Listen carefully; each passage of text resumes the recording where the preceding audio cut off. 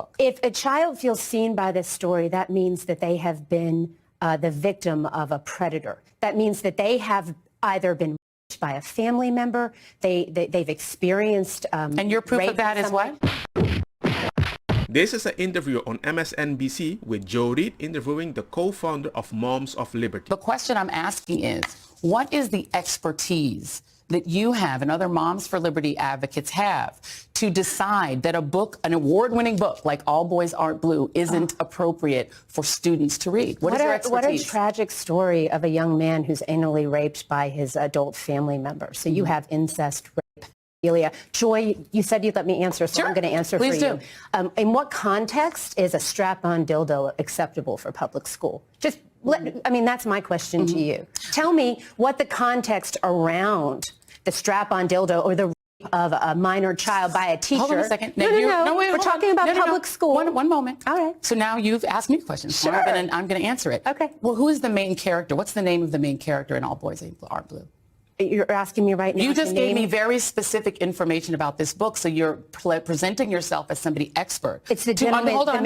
Who's the main character in the book? The main character is the author. What's his name? George, I believe, is his first name. Because you're giving me very specific information that is. You're asking me to remember the name of an author. You the just name of the remembered author very doesn't specific names. Joy. She remembered. So officially, she did read the book. So officially, she can have an opinion. Here's my question. We're talking about Here's my question. You didn't answer my question. No. I'm going to answer your question. Great. I would love to hear that. Asking Asking me to yourself as an remember the expert. name of an author. You the just name of the remembered author very doesn't specific names. Joy. Here's my We're question. talking about Here's my strap. question. You didn't answer my question. No. I'm going to answer your Great. question. I would love to hear that. Absolutely. Well, I'm interviewing you and you're not interviewing me. So let's just make sure it's a conversation. Okay, great. So what I'm saying to you is that as you are not an expert in this book, I don't have to be an expert to know that dildos aren't appropriate for public school. I mean, come on, let's get real. This is a full context story, as you said, of the author's experience. Why is it your right or a Moms for Liberty activist's right to say that a parent who wants their child to have access to this book, which gives a personal experience of this author,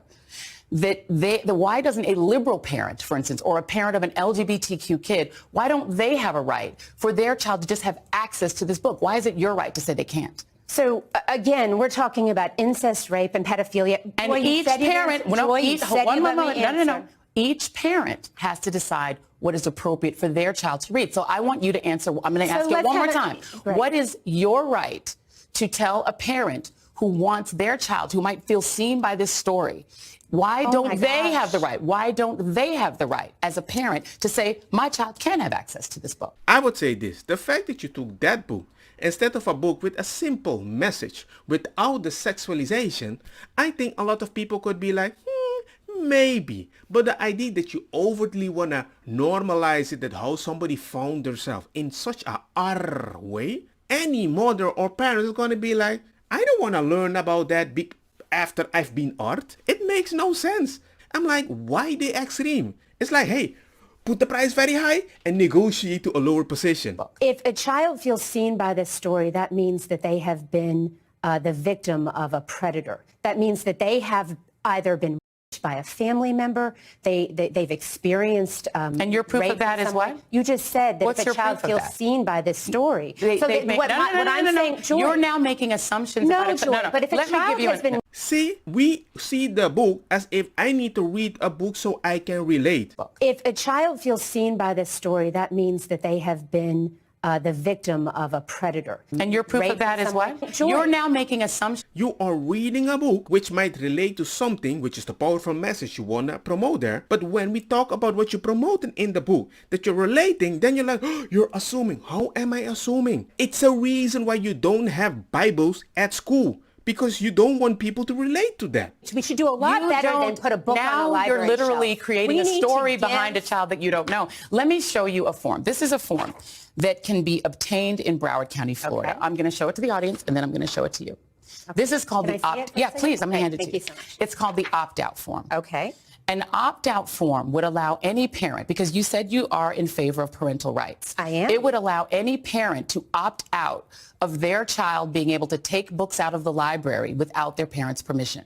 Okay. So that Moms for Liberty, why not advocate that every school in America have an opt-out form so that a parent who doesn't want their child to access a book like All Boys Aren't Blue, Right. that they can make that choice, because then each parent, including a liberal parent, a black parent, a parent who wants their child to read a book about African-American history, then they get their we want rights. children to read books. Why about not just African-American opt history, out so. for yourself rather than tell other parents what they can and cannot First have of their all, children I read? think what you're talking about here is a wonderful step in the right direction.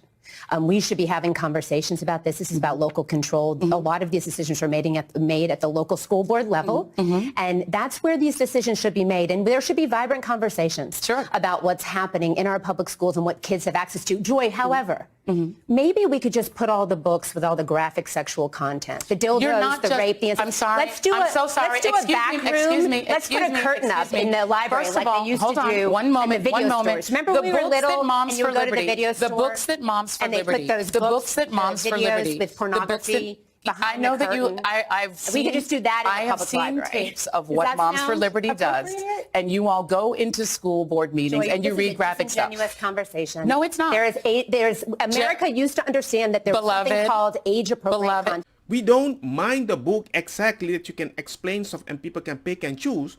We just don't want specific details.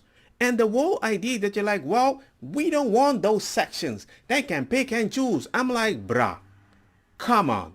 If you think kids are not that easily influenced, well, then have all the books. You don't want that. Right. And here's my We have question again. ratings on movies. Again. Ruby Bridges Goes to School is on the list of books that Moms for Liberty has attempted to have removed. Absolutely not. It absolutely is. Let me ask about the people who are making the decision for other parents, because you have not answered yet why a liberal parent or an African-American parent. I'm really surprised that she's saying that African-American people and liberal parents are not making the decision on these books and white people are removing them. And then I'm like, I'm still surprised the books are there. But most of them don't even read the book because they were just told it's good for a specific community until they read the book. We have parents who are Democrats who are members of our organization. But you're still trying to make decisions for all the kids. Here are some of the parents that are filing, or some of your advocates. Bridget Ziegler, the Moms for Liberty co-founder, the wife of the recently ousted Florida Republican Party chairman, Christian Ziegler, who allegedly was involved in threesomes, same-sex threesomes. Mrs. Ziegler was removed from the school board at which she was a leader. You've had She wasn't Lauren, removed one from the moment. school board. Okay, you have Lauren DePaula. She was making book ban requests in Alachua County, but then records show that she and her husband didn't live there. They'd sold their home in that county. Carrie Blair in Tennessee, who was arrested for property theft charges after allegedly stealing from Target. If you're going to point out crimes from people in the past for voting for specific things, you're going to cancel almost everything. One had sex, one did fraud, and one robbed a Target. Change the vote.